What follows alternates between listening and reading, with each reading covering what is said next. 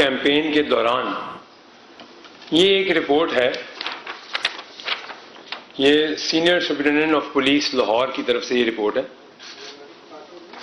और इस रिपोर्ट में ये मैं आप सबको आपके खिदमत में पेश करूंगा।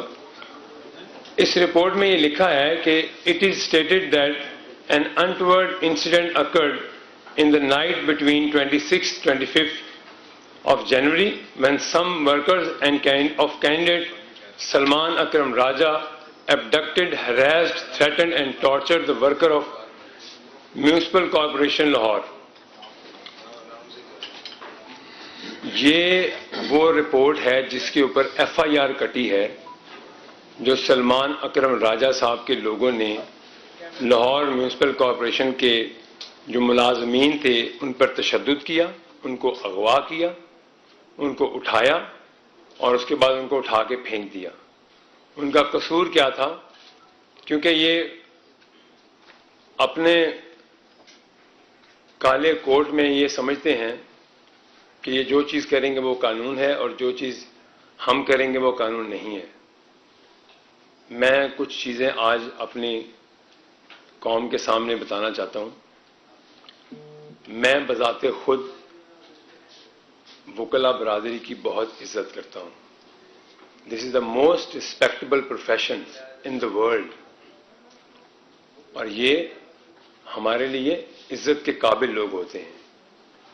लेकिन अगर आप इस कोर्ट की इज्जत को पामाल करें, इसका नाजायज फायदा उठाएं, इसको पहनकर बदमाशी करें, तो ये काबिल कबूल नहीं है। ये काबिल कबूल हरगिज नहीं है। एज ए पाकिस्तानी हमें अपने मुल्क में अपनी कौम को, अपने लोगों को ये मैसेज नहीं देना कि हम जो चाहें वो कर सकते हैं।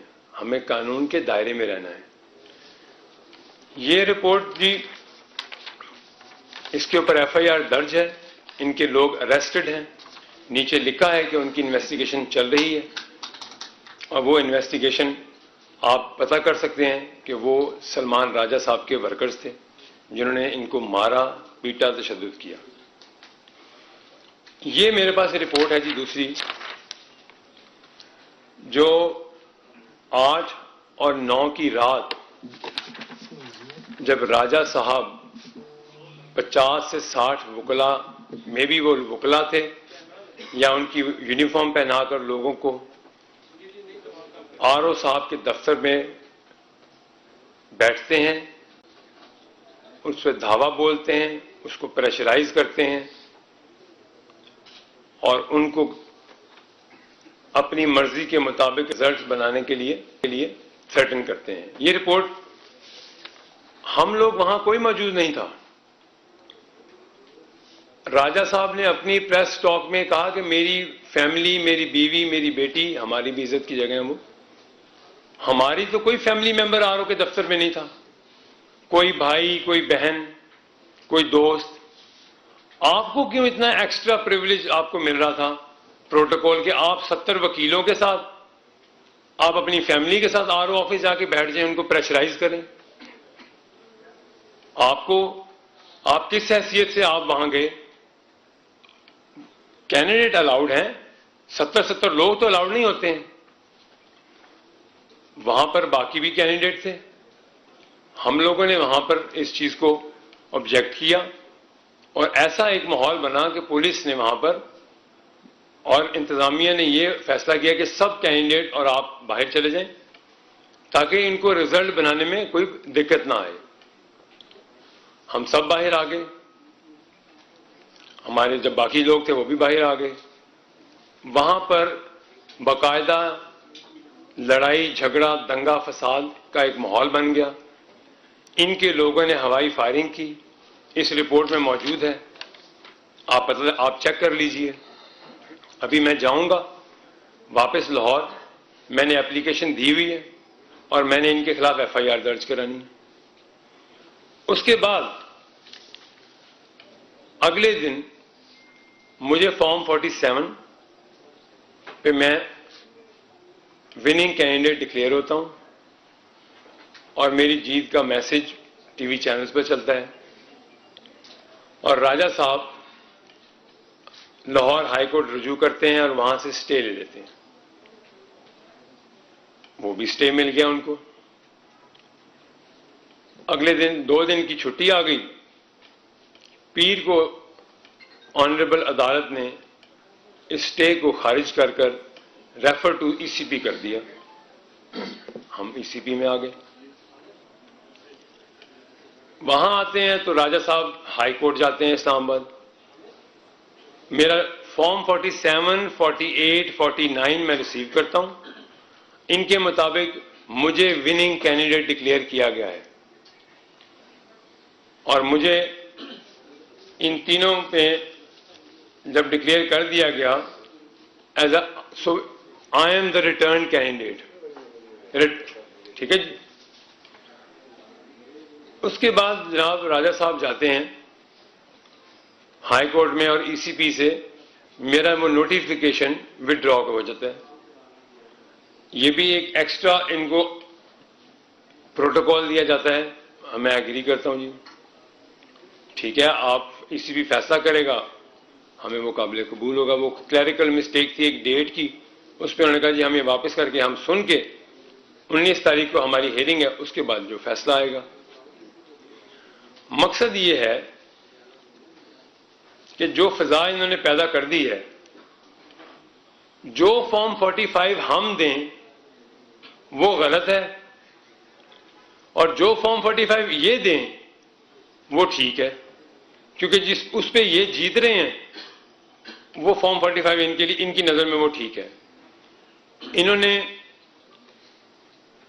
एक जाली वेबसाइट ईसीपी की बनाई हुई है, फेक वेबसाइट। ये उस वेबसाइट पे ऊपर ये देखें, ये ईसीपी लिखा है, ये ईसीपी ने सस्पेंड की है, ट्विटर अकाउंट सॉरी, और इस ट्विटर अकाउंट को ईसीपी का अकाउंट डिक्लेयर किया हुआ है और कभी ये खबरें फैलाते हैं।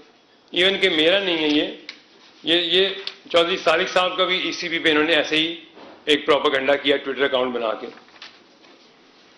अब मैं आपको ये तस्वीरें दिखा रहा हूं जो कि इनके लोगों ने वहां तशद्दुद किया।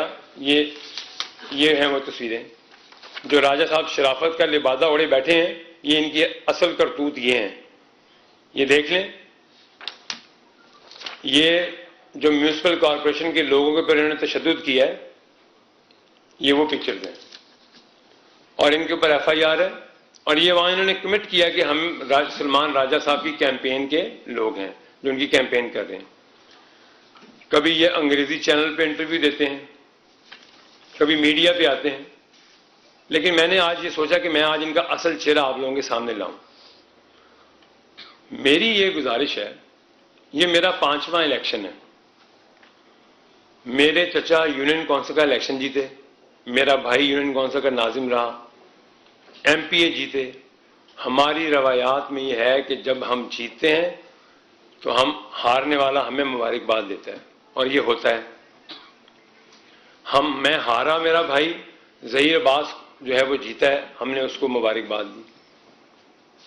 आपने एक गर्दान बांधी हुई है कि जी रेगिंग हो गई।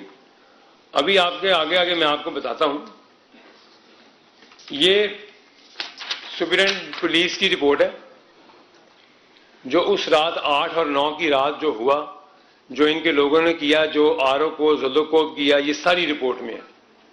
ये सारी रिपोर्ट बन के मैं मीडिया को इसलिए दे रहा हूं कि मीडिया को और बाकी लोगों को पता चले कि इनका असल चेहरा क्या है। ये वो रिपोर्ट है जो पुलिस ने बनाई है, सुपरिटेंडेंट पुलिस के ऑफिस से, और ये एसएसपी ऑफिस से ये रिपोर्ट मैंने आपको दी है। आपने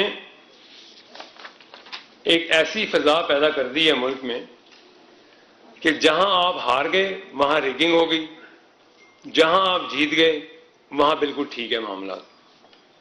ऐसा नहीं है। ये मुल्क उतना ही आपका है जितना हमारा है। रियासत हमारी मां है। हम अपने मुल्क को ऐसे किसी के साथ नहीं खेलने देंगे, ना आपको खेलने देंगे, ना किसी मुल्क दुश्मन को खेलने देंगे। आपने जो फिजा पैदा की है, आप वकला बिरादरी से ताल्लुक़ रखते हैं, हमारे दिल में इज्जत है आपके लिए।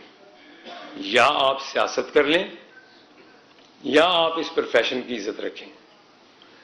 काला कोट पहनकर इस प्रोफेशन के बाकी लोगों की जो इज्जत है उनको खराब